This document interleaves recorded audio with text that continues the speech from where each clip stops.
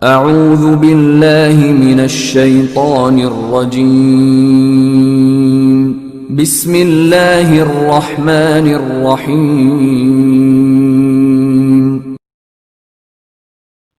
رسول اکرم صلی اللہ علیہ وآلہ وسلم نے ارشاد فرمایا، جو یہ چاہتا ہے کہ اس کے گھر میں خیر زیادہ ہو، اس کو چاہیے کہ کھانا آئے تو ہاتھ دھوئے اور جب فارغ ہو جائے تو ہاتھ دھوئے۔ ابن ماجہ۔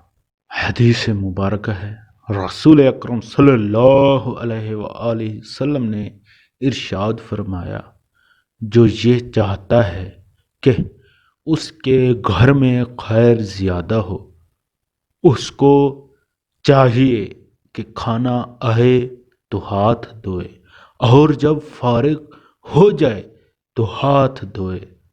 سبحان اللہ۔ اللہ تعالی ہمیں بھی یہ عمل کرنے کی توفیق عطا فرمائے۔ آمین ثم آمین۔